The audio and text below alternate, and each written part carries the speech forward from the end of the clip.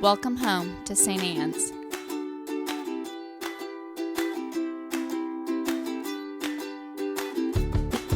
We want you to know that you're welcome to join us at 10 a.m. on Sundays. Please be sure to hit subscribe to receive our sermons. We can't wait to meet you.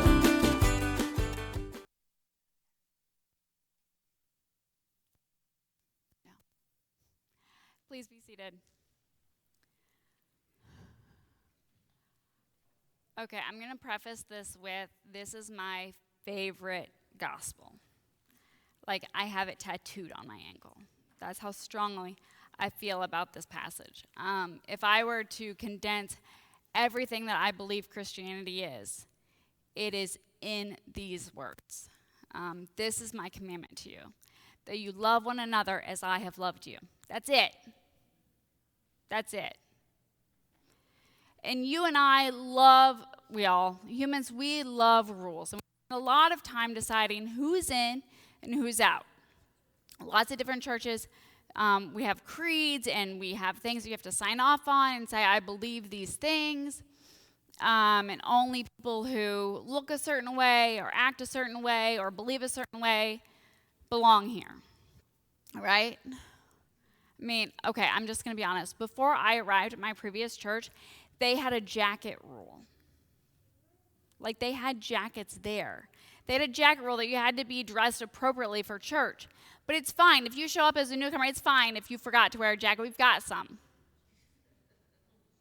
Yeah, they had a jacket rule for guys. Women needed to be in dresses, and men needed to be in jackets. Like a country club of sorts. And that's what Christianity frequently is. And it's not just Christianity, it's all religions, right? Anytime we have groups of people, we like to have a who's in and who's out. It makes us feel more comfortable, right? It's all about comfort. It's all about, I want to know that when I'm with my people and my tribe, I'm going to feel comfortable. They're my people, right? Churches are full of my people. And so we come up with rules. The Episcopal Church believes this, and this, right? I've had a lot of panicky people in the last couple of weeks say, what is the Episcopal Church's stance on this, that, or the other, right? Where do we stand on this? What are our rules? What does it mean to be part of the group? It is this. Love one another as I have loved you. This is how they will know that you are my disciples. Not by what you wear, not by what you say you believe, not by any of this other junk that you and I are obsessed with. It is strictly this. Will you love ridiculously with abandon? Will you love so much that people hate you for loving those people? Will you do those things? Because that's how they're going to know. That's what it means to be a Christian. That's what it means to be a follower of Christ. To love ridiculously, obscenely, without rules, without walls, without definitions. Ooh, that's hard, my friends. It is hard. We want there to be so many rules, don't we? We want there to be walls. And every time there are walls, even the early Christians, right? Our first reading is this. They want rules, right?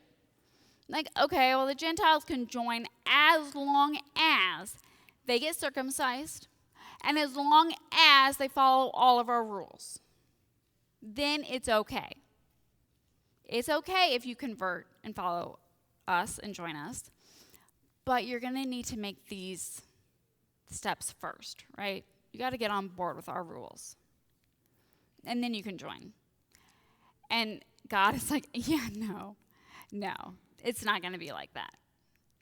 All of this stuff is torn down. When you and I want to build up walls, God comes and tears them down. Because these poor people, right? They've lost Jesus, and they're like, but at least we've got the rules.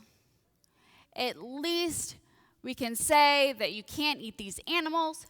At least we can say that you're going to be circumcised. You're going to look like us. At least we've got this, right? At least we got this. And God's like, yeah, no, there are no rules here. There are no rules here. Eat what you want. Because here's the thing, and God tells us this again and again, It is not what we put into our bodies that is profane. It's what you and I think and believe and say that is profane. Ooh, that hurts. That hurts, doesn't it? It is our very walls and our rules and our steps and expectations that are profane. That is what it means to profane against God. God damn it isn't the problem. God damn it isn't the problem. It's what you and I believe and how we act towards one another. It is using God to set up rules and expectations for other people that is profane. And you and I love to do it. We want there to be rules. We want there to be a way for us to say, yeah, but this is us, and that's them. Right? It makes us feel better, like we have control over something. There's got to be an us and a them. There has to be. It feels better. It feels safer. It feels like we have control of some sort. And yet, again and again, God comes to us and says, yeah, no, not going to go that way. And this is what it means to be a follower of Christ. To somehow be okay with tearing down those walls. To somehow find the strength and the courage to love with abandon even when it feels wrong. Even when it feels like there's a them. And it makes your skin crawl. There are people out there that make your skin crawl, don't they? You're like, I don't get that. That's weird, and it makes me feel uncomfortable. And we really want them to be a them. We all have our thems, right? Can we just be real for a second? You've got a them. We all have a them. Don't act like you don't. You know you do. In your heart of hearts, in your darkest moments, you have a them. What if God says to you today, you only love me as much as you love the person you dislike the most? Ooh, that's hard. So I'm going to say it again because it's a challenge to me. It's a challenge to all of us. We only love God as much as we love the person we like the least. God tears down walls that you and I build up. There is no definition of Christianity. There isn't one besides this. Love one another as I have loved you. That is how they will know that you're my disciples, if you have a love for one another. It's not creeds. It's not rules. It's not membership. It's not any of that stuff. I don't care if you're a member in good standing. Do you know that we have rules for members of good standing? Yeah, it's ridiculous. In fact, Eric and I had to fill out the parochial report.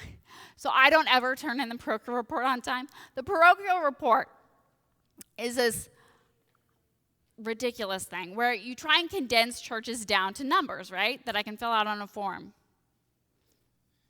This is literally the most anti-gospel thing that you could possibly do. We're going to condense humans down to numbers that we can aggregate so we know if your church is doing well or your church is not doing well. Are you proclaiming the gospel? Because you better have people to support it.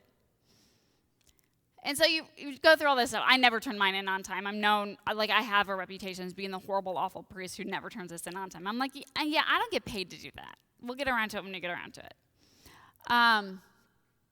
But yeah, so you have to go through and you have to say, members in good standing.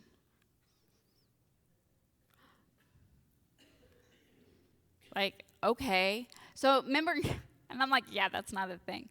Because here's the thing. Christianity is not a club.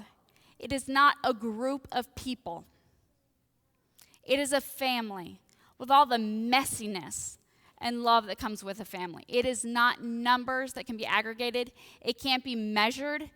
It's messy and chaotic and crazy. There's no such thing as being a family member in good standing. It's not a thing because you don't like Aunt so-and-so who at Thanksgiving always makes some sort of political remark that makes you feel uncomfortable. You're like, oh my God, there goes Aunt so-and-so again. Aunt so-and-so. We are nothing but Aunt so-and-sos. With all the messy and the chaos that is in that. There is no membership in your family. Do you ever have to fill out forms to join a family? Because if you do, you want to like make sure that those people don't join, right? You got people in your family like, I don't want that one then. Send that one off, right? That's what Christianity is. It's messy and chaotic. And it's loving and supportive. That's what this is all about, friends. We are brothers and sisters, siblings in Christ. We love one another as Christ loved us first. That is how we will know that we are a family and disciples of God.